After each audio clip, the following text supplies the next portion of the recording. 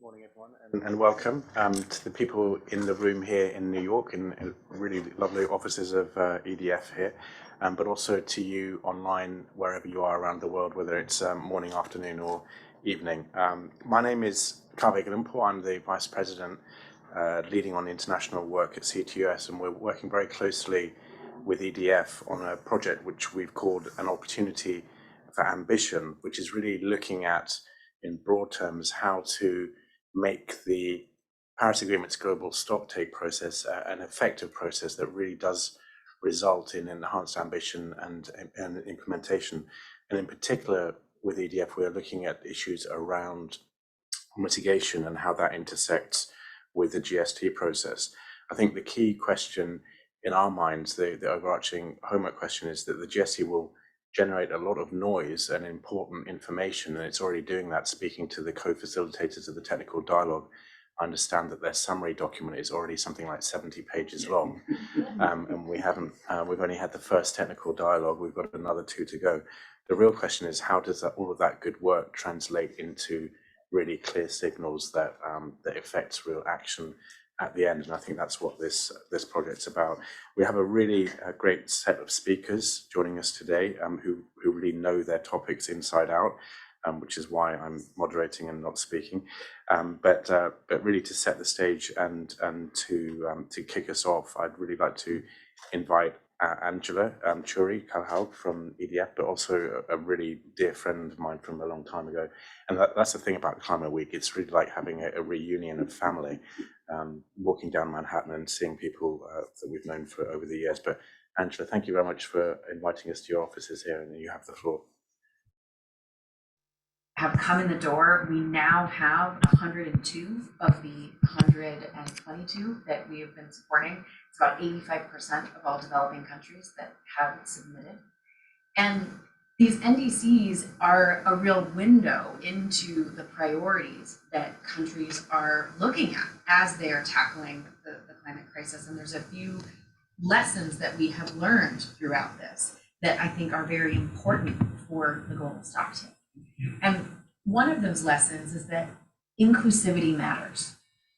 We have seen a direct correlation between the level of ambition with an NDC and the level of inclusivity.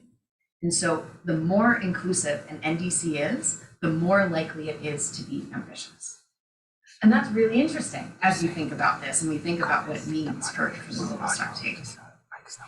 The other thing that we have learned is that the next step for these NDCs, they are pledges. They have often been derived from processes that have taken many, many years.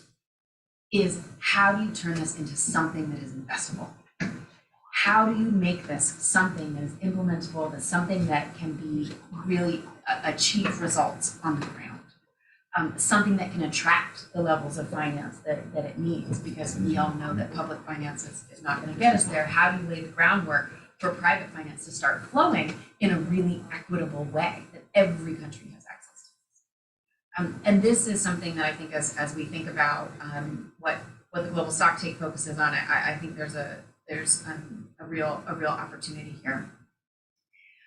One of the other pieces is the ability to have accounting. And I don't mean accounting sort of necessarily in the financial sense, although that includes this, but this is where the enhanced transparency framework comes in. This is where this idea of how do we know where we are when it comes to NDCs over time?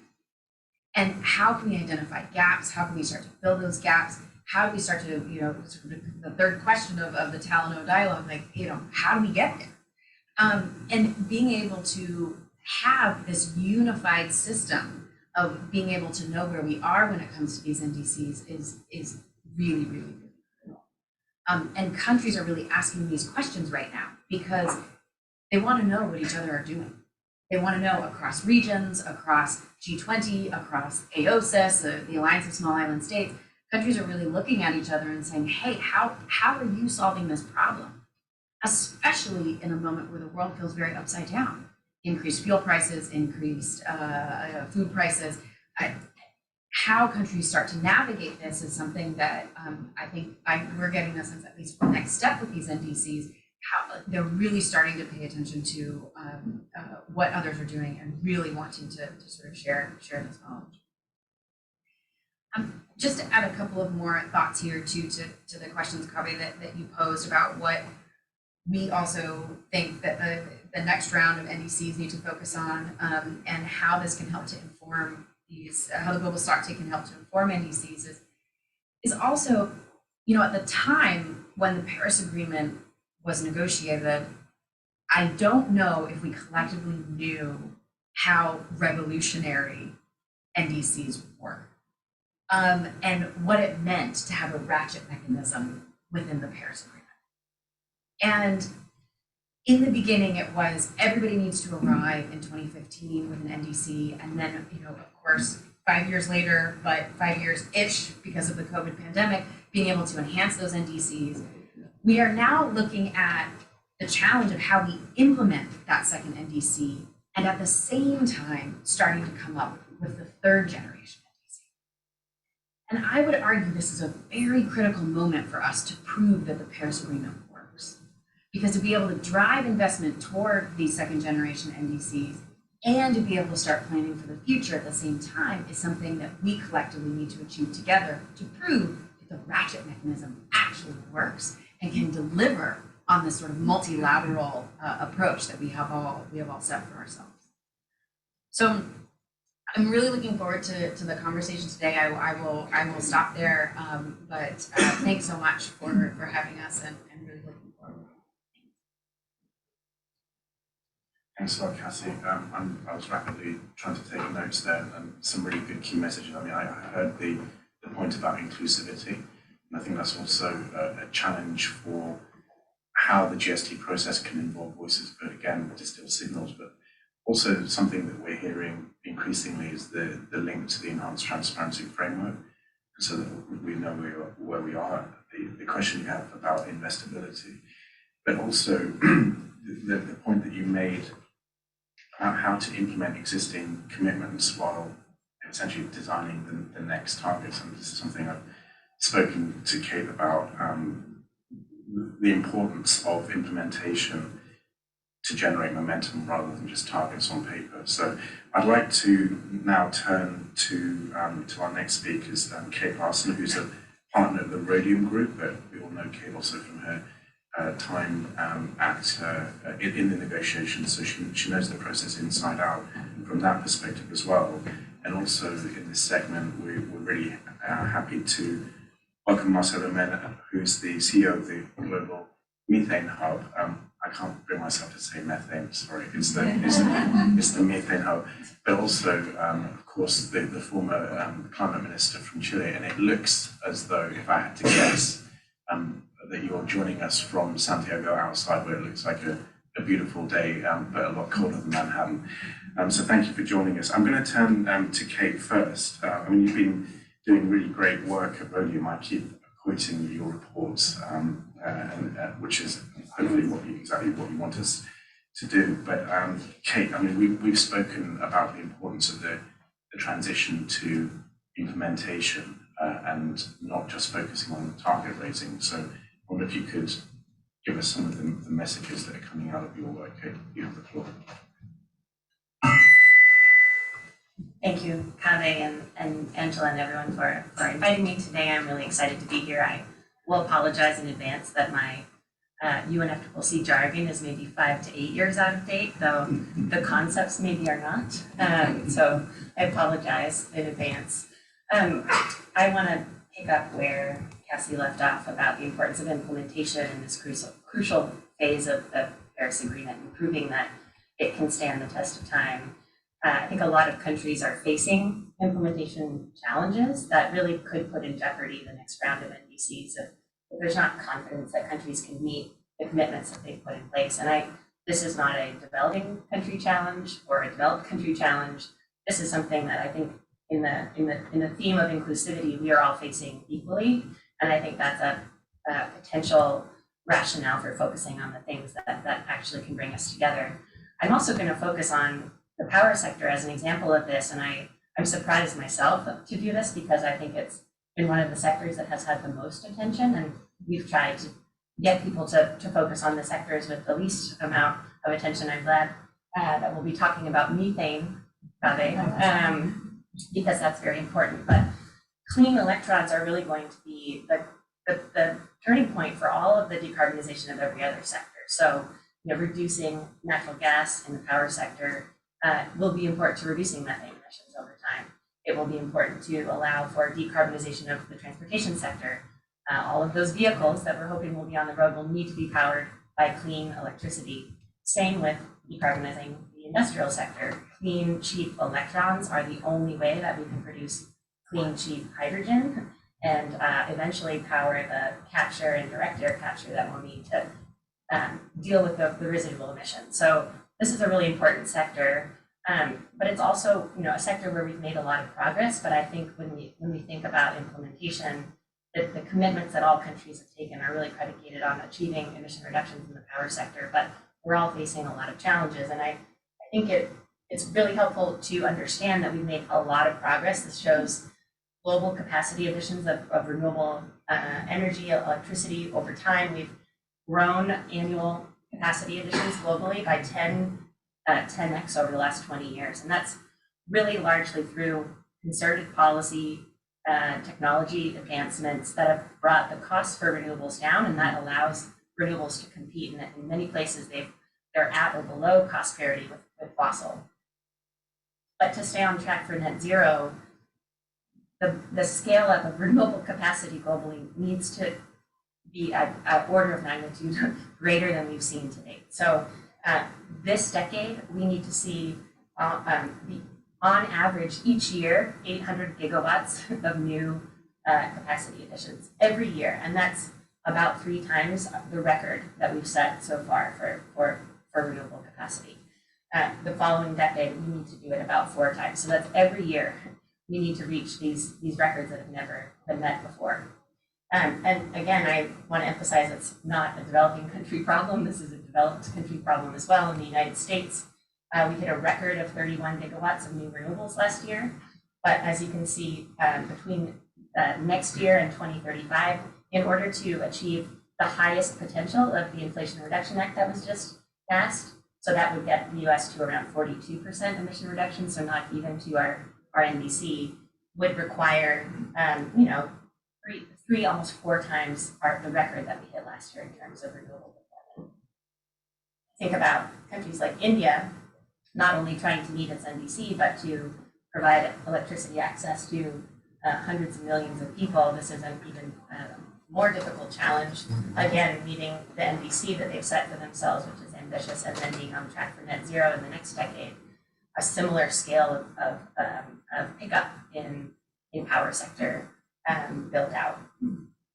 And I think the challenges that we're facing now are very different than we faced over the last decade, where we were again looking at bringing the costs for renewables down, which we have achieved pretty significantly. A lot of the non-cost barriers are what we need to focus on now, and those are things like permitting and getting new infrastructure built. There are a lot of challenges.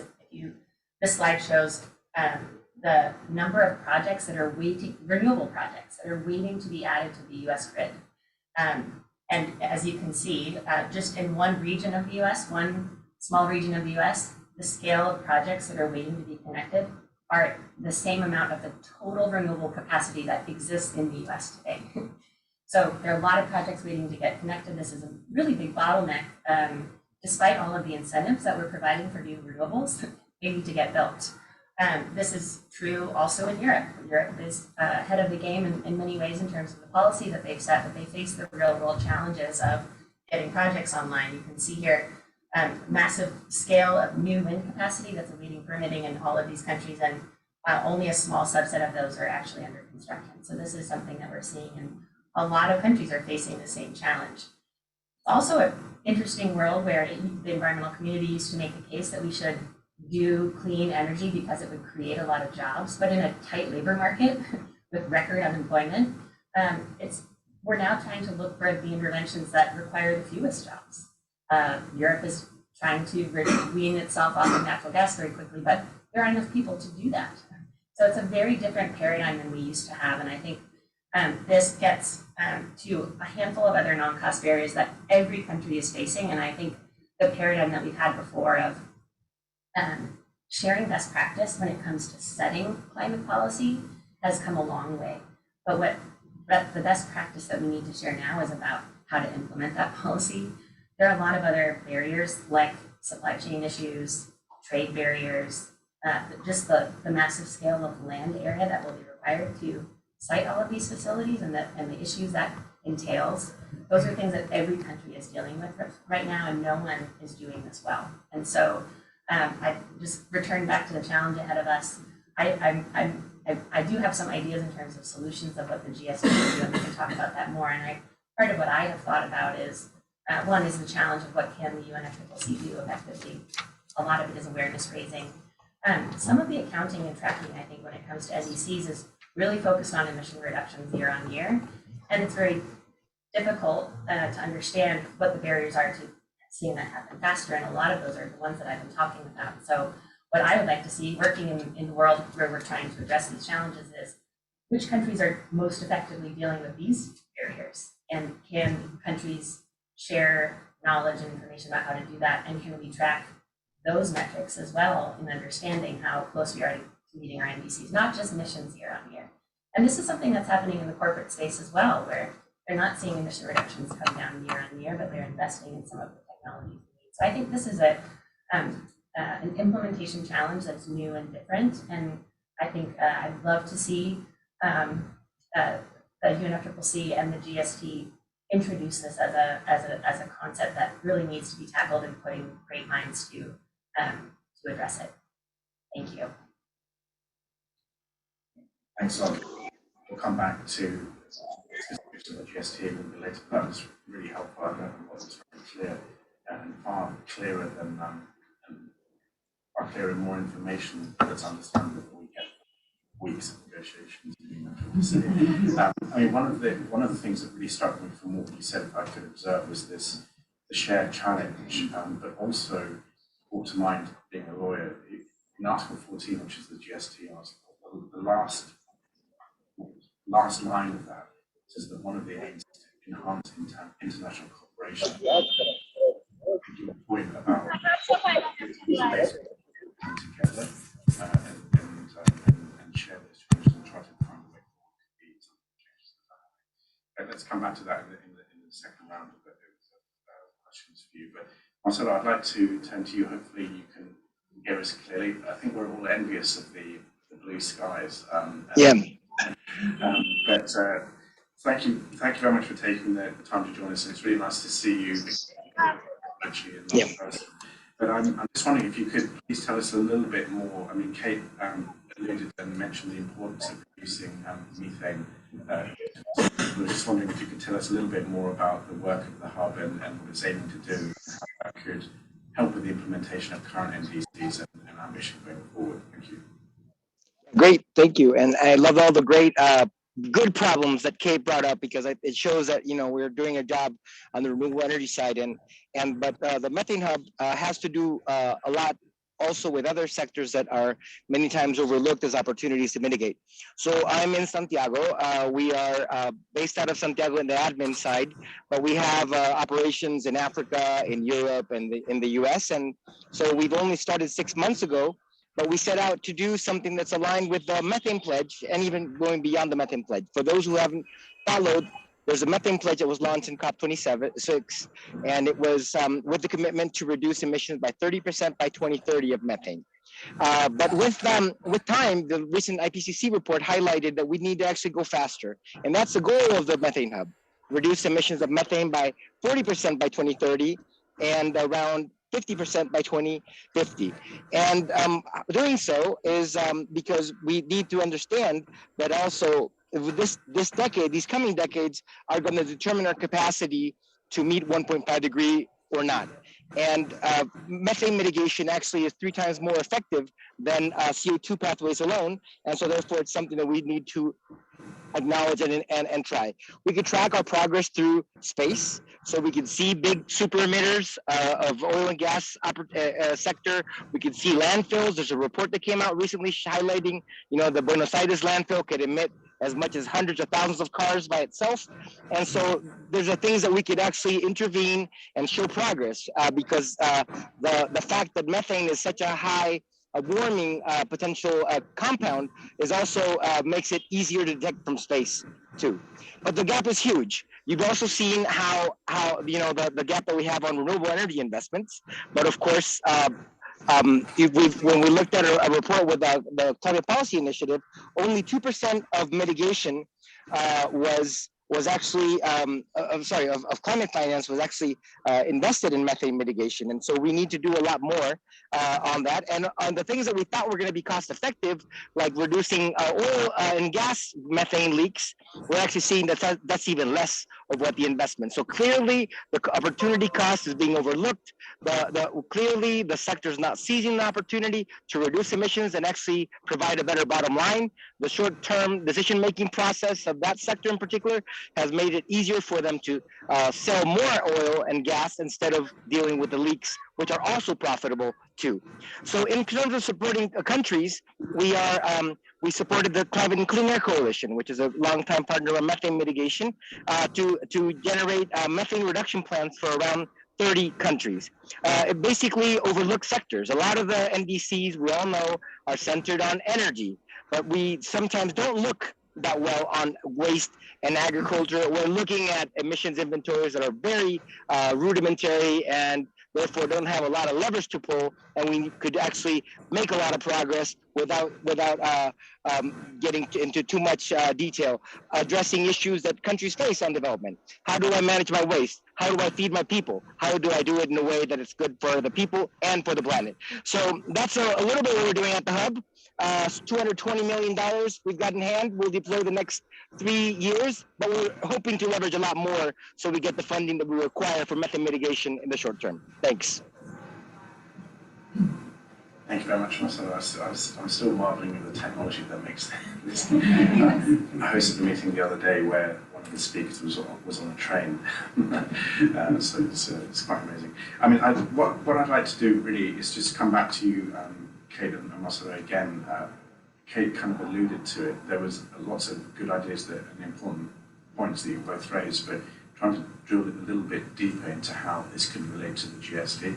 So, Kate, I mean, you really, the question I have is that a lot of these solutions are very well known. We know what needs to be done, and it's like, why isn't it happening? And you really clearly illustrated some of the barriers, which are not, frankly, just about the 100 billion, which is what it becomes about in the negotiations. It's much more systemic about that, and also your point about collaboration in the convenings that CTS do behind closed doors from heads of delegation, the consistent messaging that we're getting from even heads of delegation of emerging economies is that we don't know how to deliver net zero. We don't know how to put the policies in place. We need a space to talk about that. So you sort of alluded that there's things you'd like the GST to do to help facilitate that kind of conversation. I mean, how could that happen, and what kind of specific signals might come out of the process at the end? Yes, I think this is a unique area where even the stakeholders like industry are very eager to make this happen, right? So regardless of where they are, they want their projects to be placed. It's not our typical conversation around capping carbon or setting regulations. It's actually helping industry do what we've asked them to do. And so I think there's a lot of interesting ways that the private sector has been brought into these conversations, where I think it has been largely about providing finance. And now I think it is interesting that the private sector comes to the COP, to the GST, to governments asking for the support they need to do what they've been asked to do. And so I think that provides a much more constructive dynamic. And those conversations are complicated though by the fact that these are not all decisions made at the national level by an overlord deciding where everything is happening. It's local permitting, it's local project siting. And so I think there are those dynamics where, again, it brings in stakeholders that have been actively trying to be a part of the UNFCCC process, have very strong views. the challenge, I think, is that often those strong views are about not building things instead of about building things. So my challenge to the advocacy community, and I'd love for those here who work with them to think about how can we leverage that advocacy toward building things and doing them in a responsible way that's inclusive of those communities, because that is ultimately the challenge. Is we need now much more of every actor involved, private sector, advocacy community, government at all levels, to cooperate. And I think, again, that's something that will be locally specific, but the challenge and the types of policies that you put in place to facilitate that are universal. And I feel like that's a great opportunity to do what leadership has been saying, which is we all need to be a part of this, and it's less about demanding that one or another do it all. So what is your role to play, and asking each what they can contribute. And again, this sort of tracking, and it used to be that we talked about policies and measures, and now we've graduated from that to NDCs, which I think are very revolutionary, but maybe a return to the smaller ball stuff would actually, and we have experience doing that, and again, in a framework that's not just about in the way that we often do the developed world, sharing our experience with the developing world in a way that was not super helpful always. Now it is about all of us facing this together and sharing what we're learning. So I would love to see that happen. Again, I think it's very hard to really see how that gets translated into an official process. So I do think there is, and I would love to hear those of you who are more involved in designing the GST and how it evolves in the role that non-state actors can play more actively in that.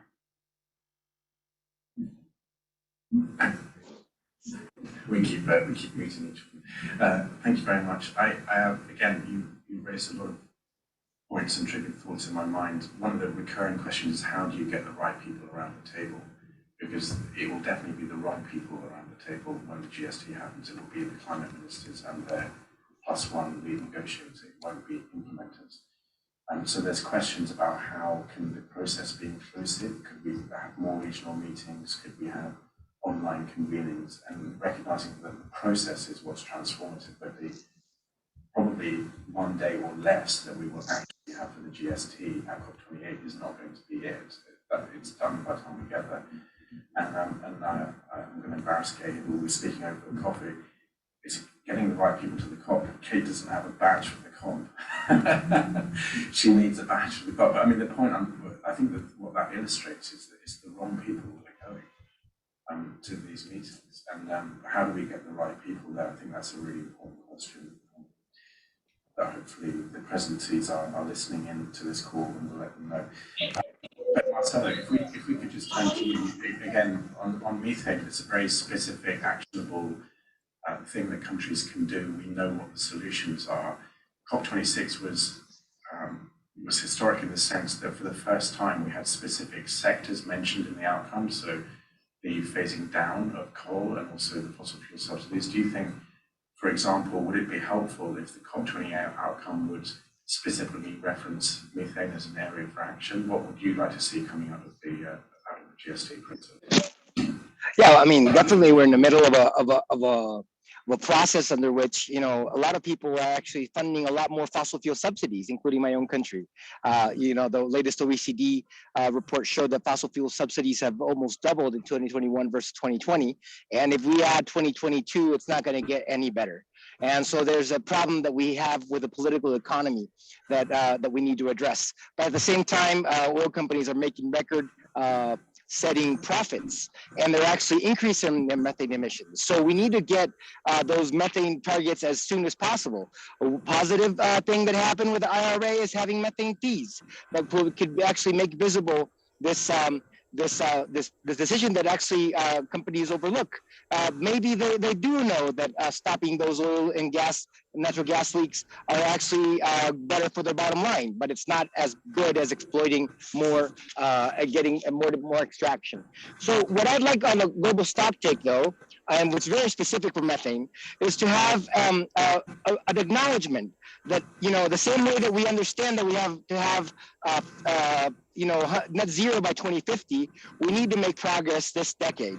And in this decade, we understand that there's two levers that we could pull: a long-term marathon on CO2 mitigation and a sprint on methane mitigation that could actually allow us to reduce temperature 0.3 degrees if we do it consistently by 2040. And this is really important. And if we don't have a formal recognition of this, we'll never prioritize the sectors that are actually contributing to the warming. I'll just give you one example. The global warming potential 20 versus 100.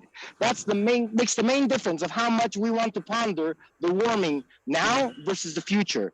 And if you look at what, for example, India contributes to climate change from methane, and the current emissions inventory is around 13% from methane. But if we do look at this in the 20-year time span, it's actually 40% of the emissions. So then, the same goes with China. We're providing some substantial funding for China mitigation.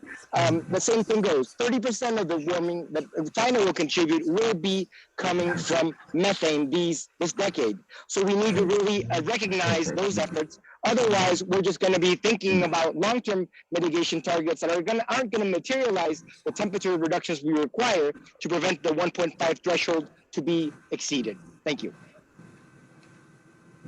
Thank you very much indeed for that, and a very clear request, and maybe the first clear direction of what we need in the COP28 decision, or 1C5 or whatever will be on the GST, that to have a recognition of the role of methane. That's something that we could all work towards, and would send a very clear signal to practitioners and policymakers. So, Cassie, I'm going to turn back to you. I'm going to throw you under that the virtual bus. just to reflect on what you've heard, is there anything there that countries could practically put into their NDCs? Thanks, and just to build on what Marcelo was saying, I keep thinking about how when we have looked at every single NDC in the world, 100% of NDCs have an energy target, and 90% have a methane. Have a methane. They include methane, and it's these types of conversations that are so necessary right now. And for me, there's a few things that come out here, and I think what Kate was saying also about these non-cost barriers. I think that is completely where the conversation is. Countries want to know, how are you handling the permitting process? How are you handling this in terms of supply chain challenges? What do you do about this? And I think this is where gathering some stakeholders around the table and being able to open that door to a broader set of stakeholders, I think would be immensely useful. I also want to bring in the issue of equity here, because something we have also seen both across NDCs is that some NDCs are very much at the front of the line when it comes to attracting money, when it comes to attracting attention, partnerships, attracting the private sector. There's many NDCs who are nowhere near the front of the line. And I think we also need to be very conscious of this and very conscious of the fact that we do need to do this in an equitable way. And I think that the Global Stocktake can also give us this sense of sort of inclusivity and solidarity around these targets that is really meaningful. Because sometimes even in the news, you hear a lot about what the G20 is doing on climate. But when you look at NDCs, you know who the most ambitious ones are? SIDS and LDCs. Time and time again, they're the ones making very, very bold moves. And they're not getting the attention, they're not getting the finance, they're not getting the partnerships because they're not on that high emitter list. And not to say that high emitters shouldn't be getting a lot of attention, but I just think there's a way that we can really be more inclusive in how we talk about it. I also want to talk about institutional barriers, because I think too, across governments, sometimes we see a tug of war. And we've seen this certainly now in the context of the war in Ukraine, is you have energy ministries that are saying, we need to focus on energy access, we need to do everything we can to get energy to people. And then you have these climate commitments that are saying, well, wait a minute, you can't just go all in on a fossil fuel infrastructure. You can't keep subsidizing these fossil fuels, as Marcelo was saying. And I think being able to be very mindful of that dynamic right now too, about, well, how do we talk about this? How do we talk about the journey that countries have to be on to be able to address all of these issues? And then finally, also just as they were speaking, I was thinking about this particular role for the private sector and having meaningful conversations with the private sector about what will it take for you to invest, and leaving that as an open question, because I think sometimes, especially in the UNFCCC process and in the UN processes, we make a lot of assumptions about what we think the private sector needs, and actually they just might need a green light for a permit, or they might need that, like this graph that you showed, Kate, of the pipeline of projects that are out there. It's astounding, and how we can collectively clear that road might actually be sort of different steps than what we're assuming they are. And I think maybe bringing that to the table, I think, is something that could be really interesting for us. So. Thanks, Cassie. On that last point, you really nicely set up a segue to our next speaker, and particularly on the issue of non-cost barriers and what does the private sector need in particular. So I'm really happy that Frances Way has joined us. She's the executive director of the high-level climate champions team. And if I might reflect on the private conversation we've had this week, you raised exactly that kind of point that Cassie raised, but also Kate earlier about the non-cost barriers, that there's this huge pipeline waiting to come online, and why is it not coming online? So over to you. Thanks, Kaveh, and yeah, excited to be here. So, I mean, in terms of the non-party stakeholders, I think they can add a lot to the global stocktake process, definitely, and the way we're looking at it, because the high-level champions got, as part of the mandate from COP26, encouragement to support the effective participation of the non-party stakeholders in the GST. We're sort of looking at it, I guess, in three ways at the moment. Sort of firstly, to be able to show the scale of non-party stakeholder ambition, because I kind of feel that's quite unknown amongst the negotiators, quite how much is already going on, and the sort of kind of the ambition, the voluntary ambition that's happening despite the lack of policy. And that's across the race to zero in terms of mitigation, but also the risk resilience in terms of the resilience side, on the finance side. But secondly, I think what we can really help with is showing the opportunities and approaches to accelerate the action in the short term. And I think that's the exciting bit. I worry, obviously it's a private conversation, I don't know how private I was. I was blurting off on a webinar. But, there are lots of conversations happening, and, right now in Pittsburgh, at the GCEAF, this is where the conversations are happening. Is that linking back to the global stocktake? Everyone's sitting around in sectors having conversations about how to actually get through their transition plan. So I do think, I was, we've been having a headache about antitrust, anti-competition, but there's also all the trade issues, there's permitting issues. There's an enormous amount of existing regulation that is basically blocking voluntary action right now, let alone the regulation that can unlock it, like the IRA. But unless countries really start to sort of look at that, we're just gonna beat up everybody who's made their commitments to do voluntary action, because they basically got to the end of being able to do their voluntary action. And it is it's real and it's very annoying. I mean, the example we've been sharing with people have probably seen this about the banks and G funds. At the moment, if the sector kind of gets together and as a whole say that they're not going to take part in a market, i.e. finance coal, they are at risk, like very serious legal risk of a collective boycott lawsuit. Despite the fact it's for something good, it's considered, exactly the same, because it's the process of collusion, it's a cartel. When the vaccines were needed for COVID, pharmaceutical companies managed to get a waiver, and so that they could actually collaborate. And we need those waivers to actually be working on net zero. So I think, removing those barriers, but also there's so much thinking in terms of, we really know now how many net zero steel facilities we need by 2030, how many, how much deployment of green hydrogen. The pathways are done, and I was really sort of struck in when I last saw Kaveh, talking to people. It was actually not the Global Stocktake, it's the mitigation work program, but the lack of knowledge of the work of the last, probably 5 years of people like the Energy Transitions Commission, Mission Possible Partnership, Mission Innovation, the G7 procurement pieces.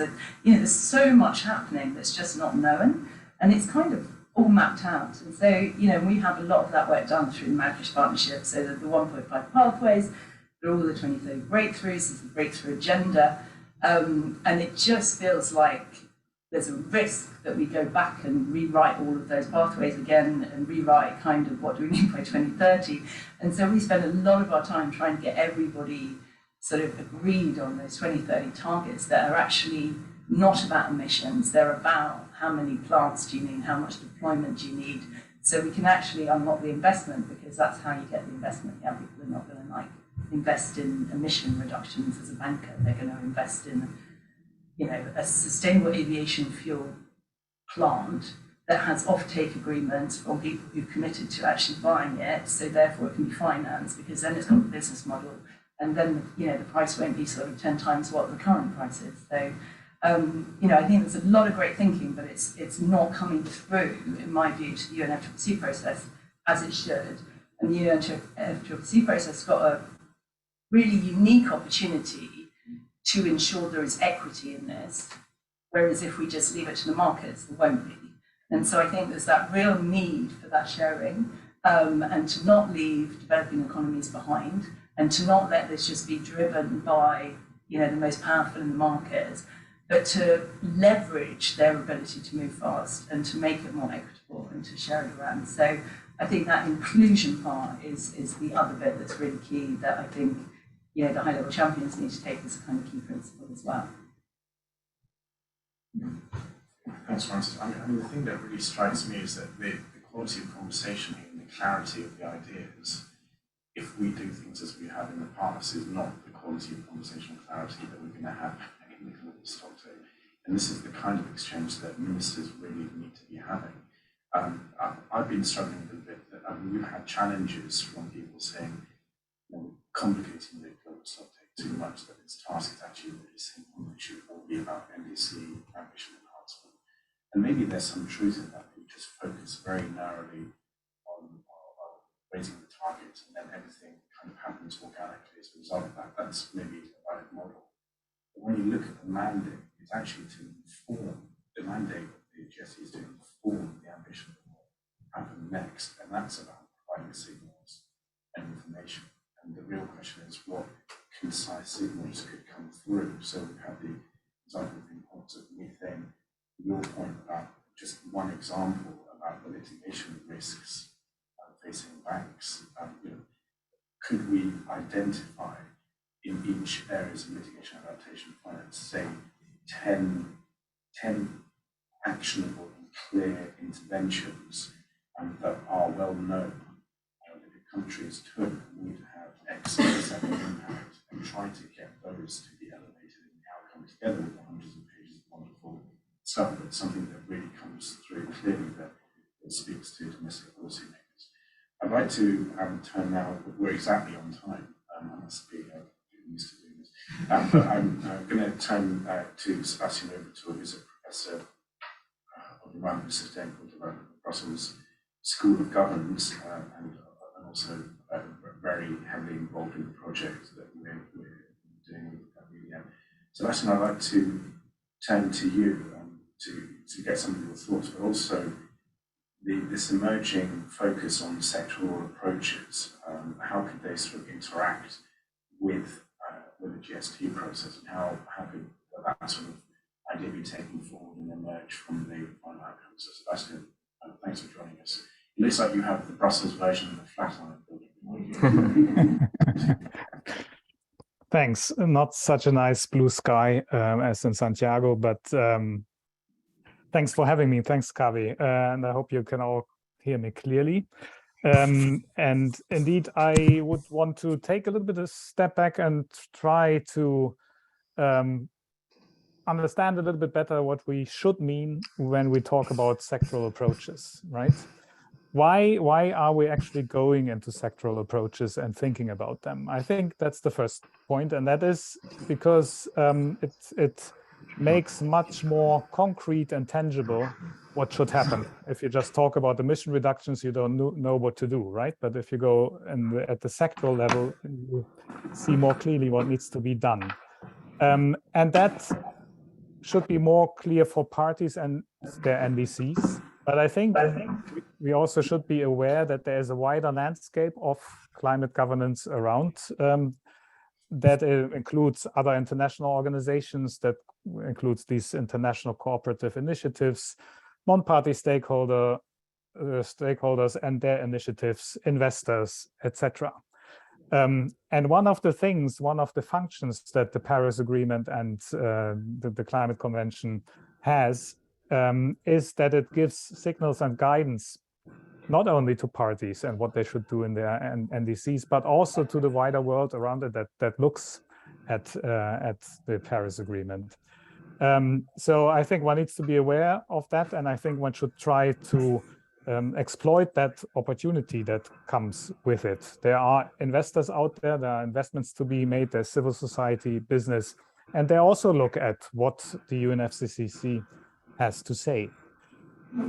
So what if we keep all of that in mind, what's the most useful framing of sectoral approaches or solutions then? And I think the starting point should be that solutions should be actionable. And I think you used that word already, Kaveh.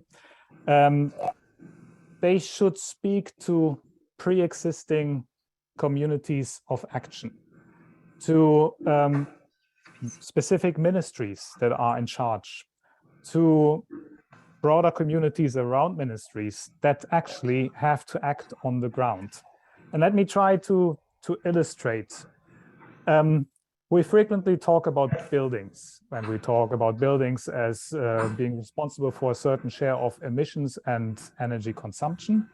And usually thrown in there is what are the indirect emissions, what we use in buildings in terms of appliances, and what buildings consume for heating and cooling and the whole building construction around it. But these are very different communities that deal with these matters. The heating and cooling is not the same as the producers of appliances, etc. The same, if I may take the example that we have already discussed today with methane or whatever, then you have methane emissions from the energy sector, which is very different from the agricultural sector, which is very different from waste. Okay, we have certain technologies, as we heard now, where we can discover where the sources are. But when you want to address the emissions, you're talking to very different communities when you're talking to the energy sector or to agriculture. And I think we may best take that into account in framing the solutions. If we want to speak to these communities that then have to act, there's a danger if you say, let's reduce 30% of emissions by 2030, that one of the subsectors says, yeah, difficult with me, let the other subsector do the work. So I think that might then be useful to at least complement such a pledge of 30% by saying, well, and in the energy sector, it should be that much. And agriculture perhaps can contribute like this.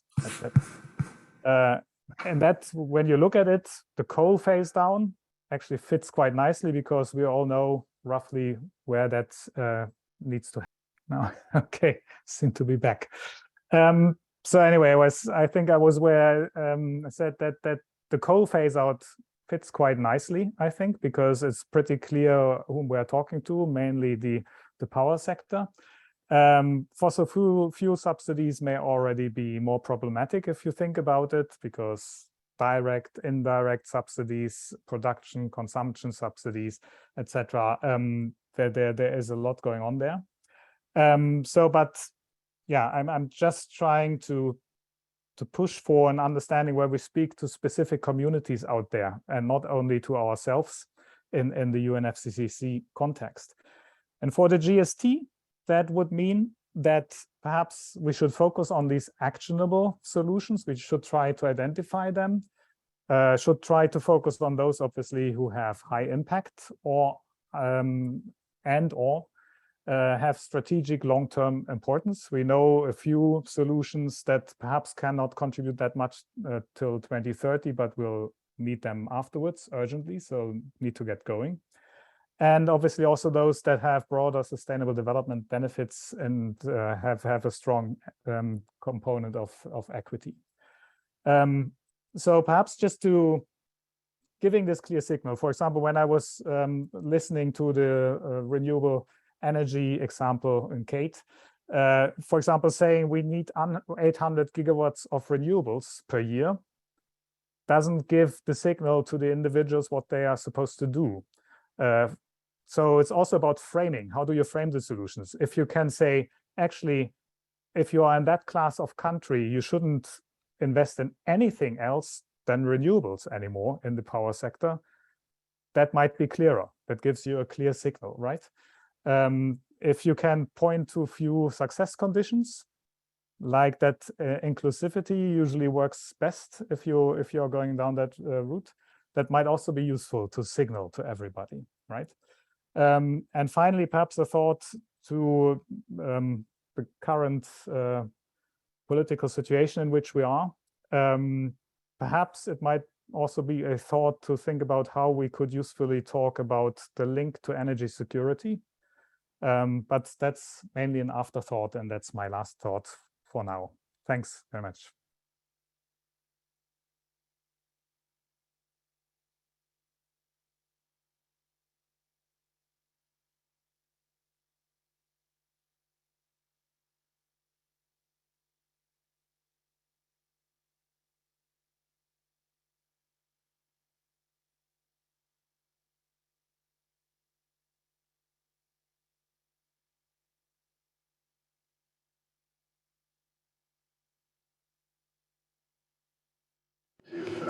Directives coming out of the GST process that identify particular actions that can be taken.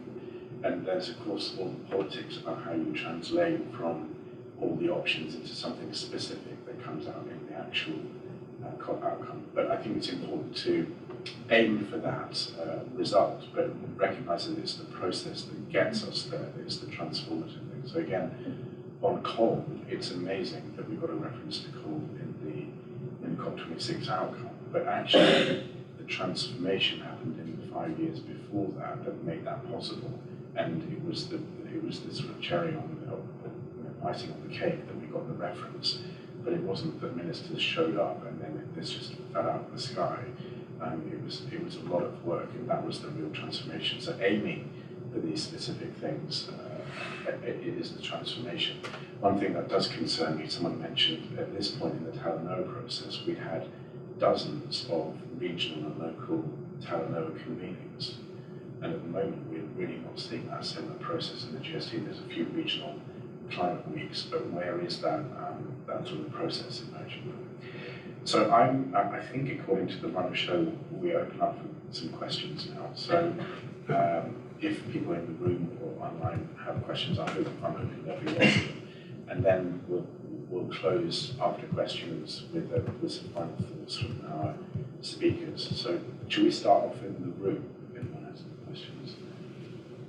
Alden, you have the floor. Yeah, thanks. This is fascinating. Alden Meyer with D3G and the International Climate Politics Hub. We've been doing some work with WRI, figuring out how we live into the mitigation ambition work program, which has to be adopted at COP27, and the interplay between that and the GST. So obviously they're serving different purposes. The mitigation work program is to address the need to close the ambition gap between now and 2030, whereas the GST is to inform the next round of NDCs post-2030, but obviously you can't get to the deeper long-term reductions we need through the GST unless you do the short-term reductions now and address some of the issues Kate and others were saying in terms of deployment and transmission and barriers. So we had an off-the-record conversation with a number of parties a couple of weeks ago who were thinking about their submissions for this. And what sort of emerged from that was we need to have a rhythm here of these two processes, that the initial outputs of the mitigation work program next year can be one of the inputs to the first GST in the political discussion at COP28. But then that political discussion ought to inform the next iterations of the mitigation work program in 2024, 2025, et cetera. And there ought to be some kind of midterm review. People said 2024, 2026. They avoided 2025 because that's the new NDC deadline, to look at how well the mitigation work program is doing. And a lot of opportunities there to dive deep on the sectoral decarbonization strategies. There's another process going on about 300 miles west of here in Pittsburgh as we speak, which is as opposed to some of the sturm and drang we've seen here in New York this week. What I hear from colleagues who are there actually going quite well in terms of actually rolling up sleeves and saying, how do we implement? How do we strengthen decarbonization, address barriers? So I think that's one of the challenges for both the GST and the mitigation work program. How do we bring in the momentum and the findings of some of those other processes, which do involve the line ministers that don't come to the COPs and the people that really are the implementers on the ground, and bring in the non-state actors?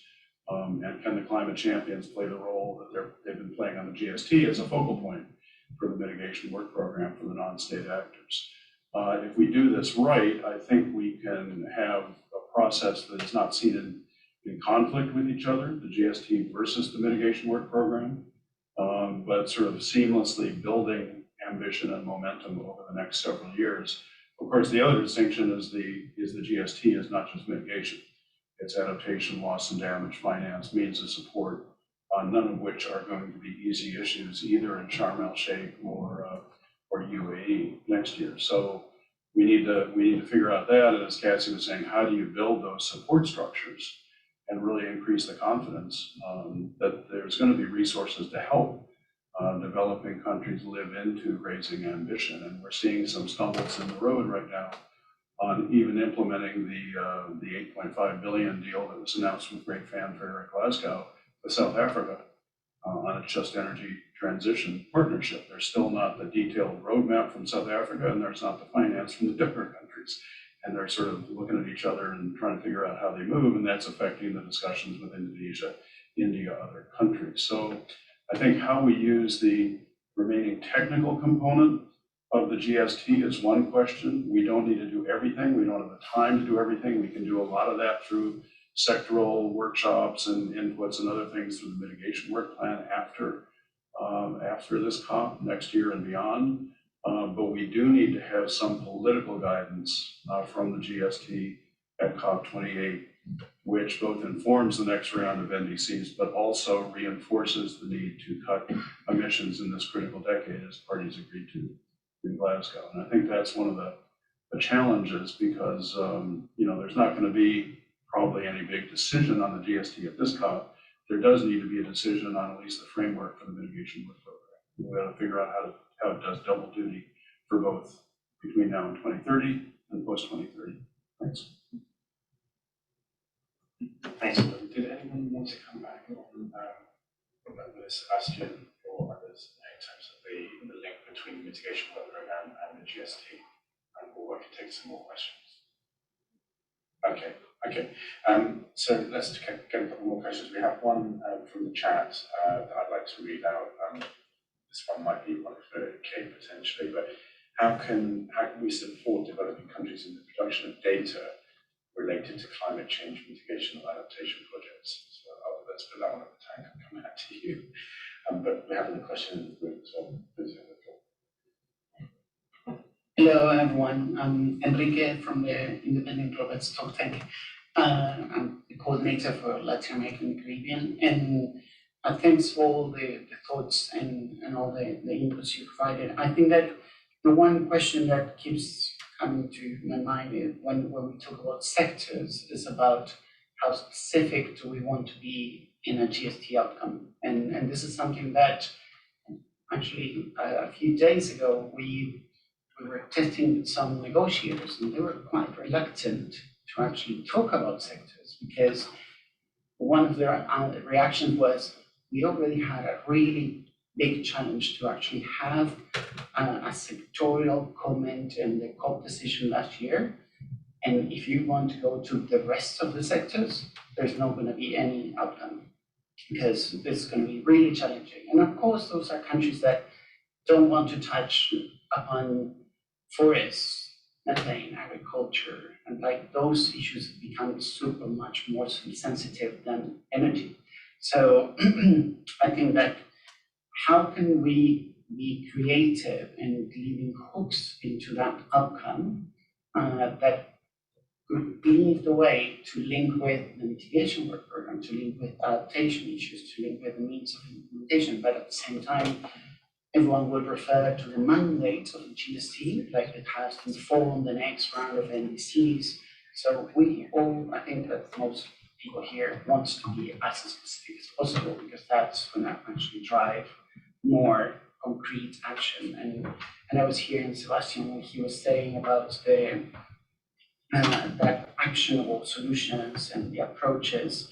I think that the big question is how to be as specific as possible, how to give those hints, but without being too specific. Like how to how to do it in a way that they don't see it coming. Thank you. Yeah, I mean, again, I think it's the process challenge, isn't it? The problem is we have hundreds of thousands of actors that each want a specific solution, and it's trying to get to the point in the outcome that delivers that. But again, maybe it's the process rather than the actual final words in the document that matter. And Kate. Yeah, and my most cynical self, I think, in hearing a lot of this and experience getting decisions through at the COP is, that there, and we've seen there's so much going on outside, and I think fundamentally that, from my personal opinion, that's where that needs to stay, is outside, all that action. But there, I think it sounds like there's this challenge, and we've tried to address it through various dialogues, is bringing that information to the delegates at the COP, to ministers, in a way that, and there's so much richness there that it's really hard to synthesize. And I've been thinking a little bit about, are there ways to better bring that information? And like, just as an example, surveys of actual practitioners across sectors on what are the biggest barriers that you face, bringing that in a database way rather than a room where you're sharing opinions where it's really hard to walk away with anything concrete. And I say this because we work in data all the time, and we find that to be really effective. And just even showing the chart really sticks with you to walk away. And I think about this a lot. If we could make the case from the people that matter, and often those are people who are implementers who don't speak English, so they can't come to the COP to share what they're seeing, right? That bringing that together in a way that's quantitative, helping to highlight those issues so that ministers can see it, even if it doesn't translate into a sectoral-based target, bringing some of that reality back. And I know that there's been millions of ways that groups have tried to do this over the years, and thinking of more creatively in my mind, but the difficulty of getting the concrete action, as Kaveh mentioned, that it basically is only adopted into the COP once it's happened in the real world, to really focus on that, but then for the COP processes to really work on the information flow and the crystallization of what's coming from the real world efforts to the COP in a way that is more actionable. So it's not the COP outcomes that need to be more actionable, but the feedback to the COP, I think, is what I have just found over time, that it's really difficult for that information to be actionable for the COP. Yeah, that sounds. I hope you're making submissions to the technical dialogue process, because you're getting the co-facilitators also so on. So you should definitely do that. And off the record, they're saying deadlines pass, but they still read them, so you have time. I just wonder on that point, also the question about data for developing countries. Is that I should know this, but is that, for example, an area that you, as the Rhodium group, work on? Yeah, it's something that, so the Rhodium group provides an online data platform that's free and accessible to everyone. It's called the Climate Deck, and We do a lot of modeling of US state level emissions and energy outcomes under a range of future scenarios. We have a lot of historical data for every country in the world, and we're working next year on releasing a set of sectoral and emissions projections for all regions of the world under a range of potential future policy scenarios through 2050.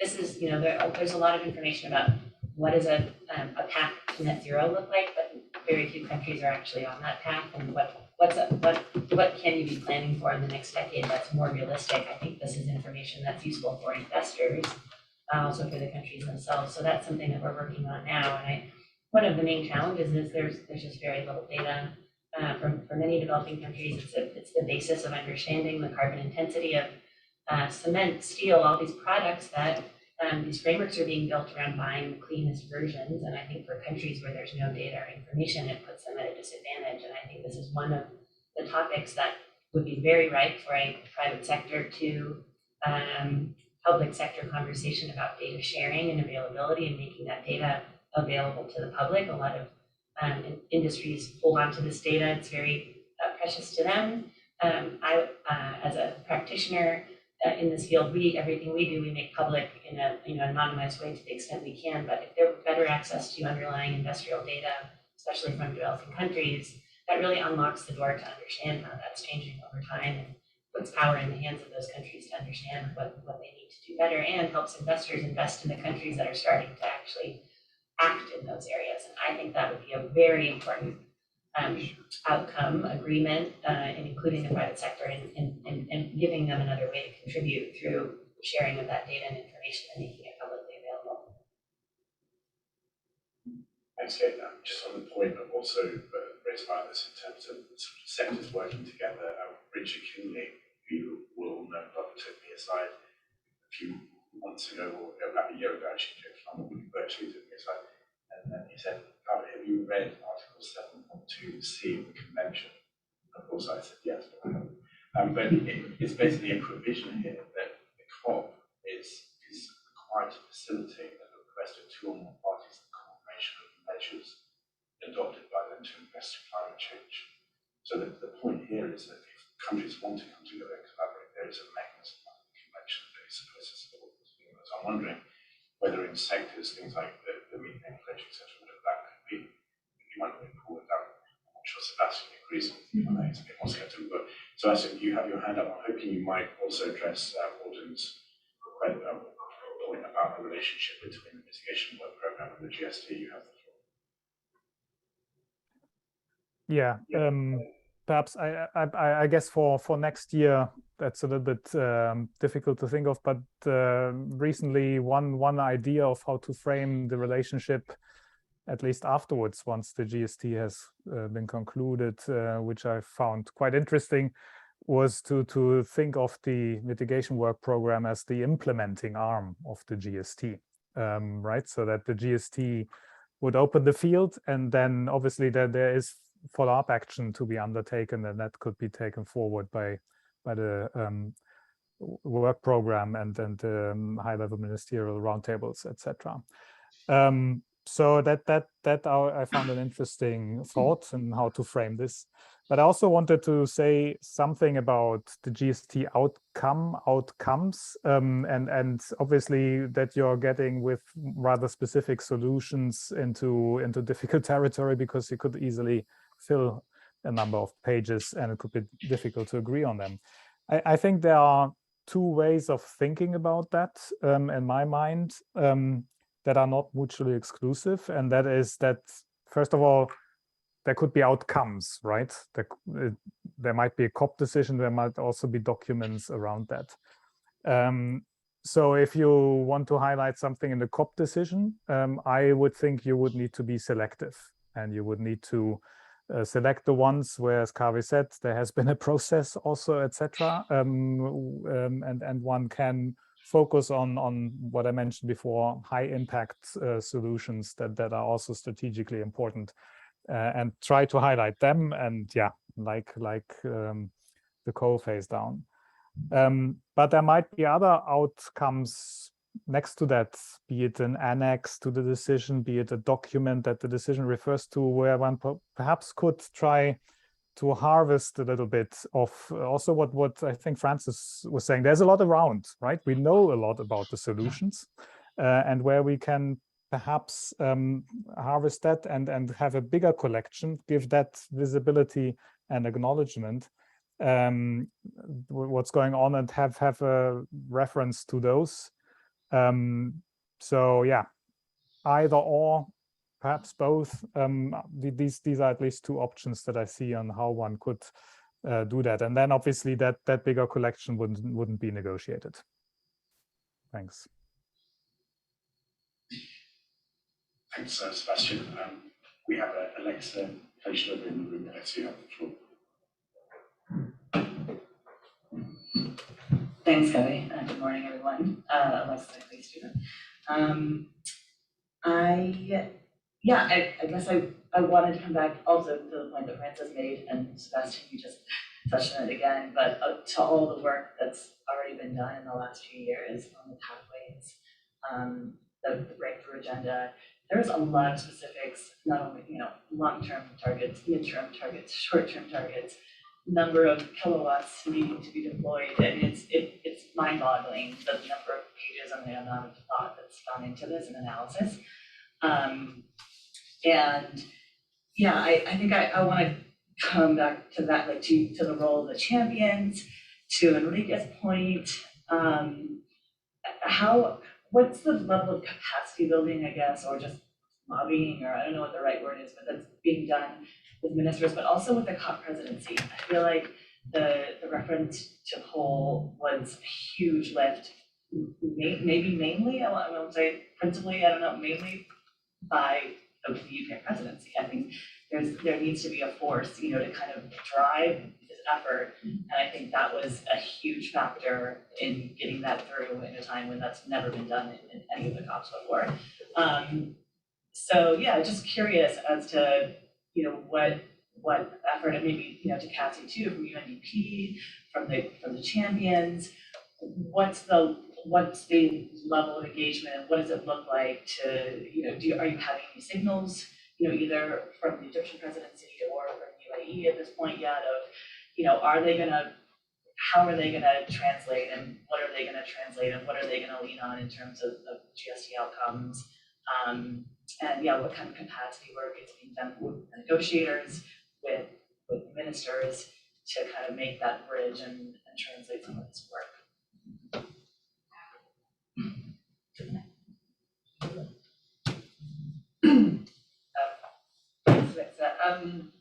But as Kaveh knows, I'm embarrassingly illiterate about the COP process and how decisions are made and things like that. So,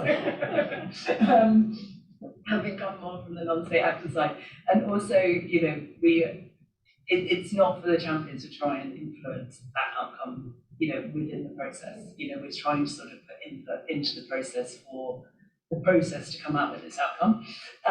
So I just sort of want to make that clear that, I think if would be sort of misstepping if we were trying to over-influence in terms of the champion's position, the high-level champion's position.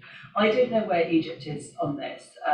We haven't been that close in terms of, what they're thinking on the negotiations. We're sort of keeping those a little bit separate, just because, champions mandates from all the parties, even though they're appointed by the different presidencies.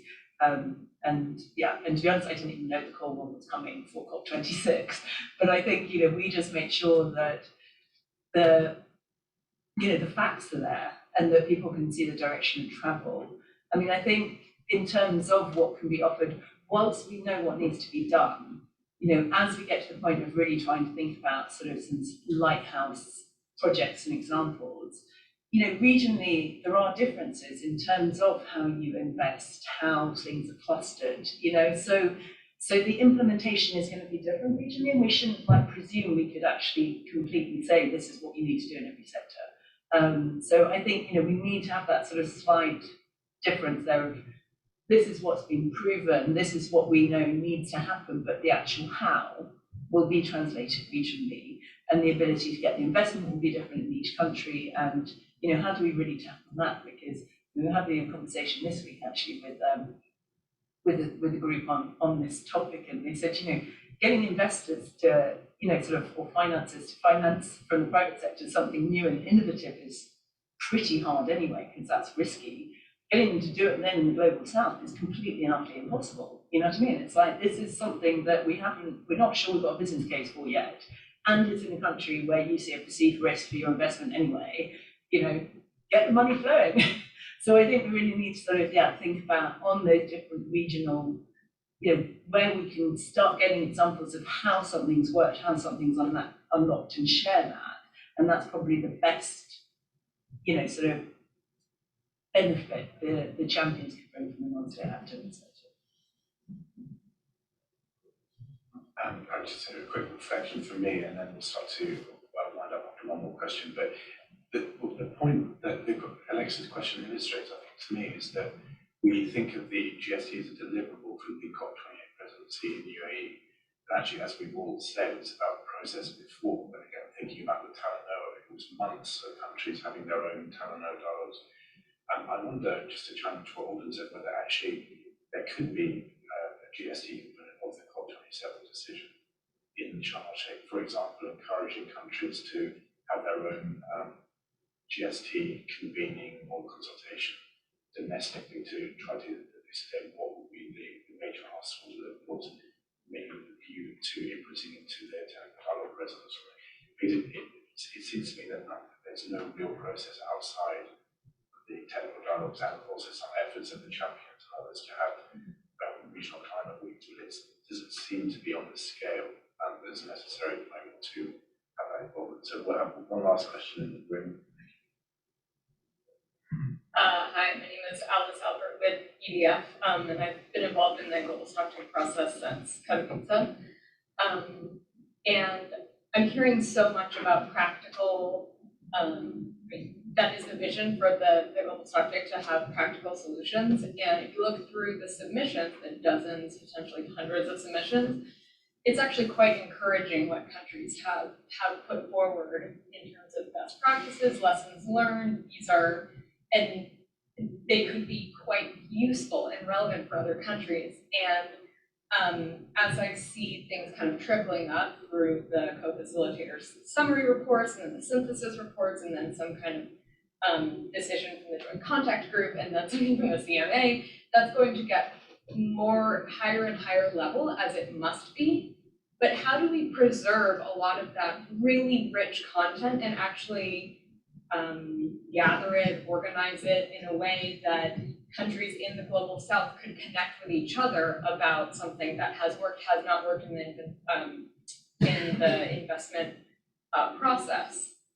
And right now, I just feel like we have so much content, and I don't see where it's going to go to do something. It's almost like we already have it. We just need to get it to each other. So I'm just, now that the process has already started and we have these submissions, how can we change it, or not change it, but make those more usable? Has anyone thought about that or any ideas about it? I'm going to come back to Cassie on that one, what she thinks about the answer. I mean, just in my own experience, I used to be Marshall's delegation and was heavily involved in the production of their NDC, but also their net zero strategy, also with help from UNDP. And the challenge is that it's an extreme example of a very small country with 2,000 people, very limited capacity, not in terms of capability, but literally 2 or 3 people in the country working on energy policy. Actually, it was one. And how do they hear and grasp hold of all of this information? It's overwhelming. It's really a COP28 decision that basically says we're off track, we need to do more. And by the way, here's a link to the website with 20,000 pages of synthesis from the Talanoa, from the technical dialogues isn't really going to be useful. So, I mean, Cassie, working with countries with promise, how can something actionable emerge that's really useful for what's happening? Thanks, Kaveh, and thank you so much for the questions, because I think one of the challenges that we're facing here, and I think you can feel it in this conversation, is that for the global stocktake to be effective, we have to accommodate many different audiences. Whereas before, in sort of COP world, and I'm the extreme opposite. I've been living in COP world for so long. I'm very uncool because it's just, I've been back and forth to Egypt about 4 times this year, and I think that one of the challenges, just as the COP has evolved from a conversation where negotiators are around the table to be effective and to land these decisions, it's now evolved into, what do these decisions mean for a whole host of different audiences that have no idea even what a COP decision is or how it's created or anything. And I think that this is also where there's an immense level of opportunity for the global stocktake, because if there's a way to start to package what we're getting out of, and even with these submissions, I find that so encouraging that we have these submissions that can at least help build momentum. And I think being able to think about, well, all right, we know we have sort of the political negotiations audience. We know we have civil society audience. We know we have private sector audience. How do we start to package some of this in a way that speaks and is useful to all these places?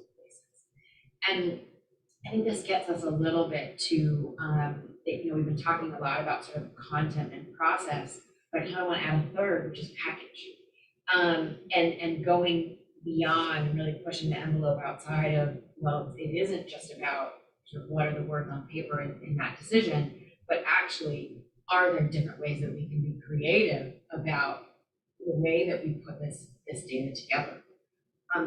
I also I do want to be really mindful. I think, Kaveh, your point is a really important one, is that these thousands of pages of research and data and reports often speak to a northern audience. And there's a lot of countries that are really struggling to make sense of how this applies to them. If there's an analysis that is, really resonates with a very large country in the north, what does that mean, for a small developing country in the south? And I think this is where we have to be very mindful of being inclusive of those experiences. I think also being very inclusive of Indigenous and local communities within this process is very important. Learning from some of the practices here that I think can be immensely useful on these pathways that maybe don't get enough airtime. And really starting to think about what that might look like. And also really investing in capacity. Really investing in this capacity, investing in data systems, investing in ways that also help to level the playing field. Because I think that one thing that we've already seen it, and you kind of mentioned South Africa, some countries you're seeing, landing huge deals, and other countries are kind of looking at that. And I'm in Glasgow. I was standing next to a negotiator from a small country in Africa that had not known that the South Africa deal was going to be announced, and rightfully so said, well, wait a minute, what? South Africa's a major economy, they have the ability to fund a lot of things. What about the rest of this? And I think that this is a really important thing that we need to be mindful of in the global stocktake, how that can be useful beyond sort of the ones that are very much at Thanks, Cassie. I think that point about content process, but also package, I think really summarizes clearly what we're trying to do with this project. I lost track of time, so we're now 5 minutes over, although we started 5 minutes late, so actually 10 1 minute. I want to give the remaining 3 speakers just a chance to come in with 60 seconds of take-home messages if you want to. So, Francis, do you want to come in? Okay, we'll come back to you. Yeah, you're good. Okay, Sebastian, you're doing a lot of work for us on this in the background. What sort of take-homes have you got from the conversation? Well, I think there's not a lot left to be said. I just agree very much with what Cassie just said. I think we should be aware that these decisions are not only for the COP speaking to countries and to itself anymore. It's for speaking to the outside world. That was kind of my point, and that gives opportunities on how you can frame that and how you can potentially move things. And yeah, also the other stuff that you said, that if that is the case, etc., we need to also make sure that we talk in the right way, I think, so that we reach small and big countries, north and south, poor and rich, and the right communities around that. So I think there's a lot further thinking to be done how we do that best, and that came through in the debate in COP decisions and the process towards that, somehow trying to harvest, as I said, all the good work that's ongoing and make the connections. Great debate. Thanks a lot. Yeah, I think we should remember to be inclusive. But there is a lot of jargon around in all these different fields, and you've got the negotiator speak, you've got the investor jargon, you've got the private sector jargon, you've got the civil society jargon, and it just slightly reminds me of that between 10 and 15 years ago when I was at CDP and we were doing CDSB, the sort of reporting standards. One of my colleagues brought together climate scientists and accountants. They just sat they had to explain to each other what their jobs were, and then now we've got this in the ISSB, so we've got accountants got it, but it took quite a lot of time for them to even realise they were the same species, and I think there is a lot sort of in terms of how to make the implementation and sort of conversations more multi-stakeholder now. We're probably going to have to start cutting through the jargon a bit, whilst being precise with the language, it's going to be tricky, but I think that'll be an important part of it.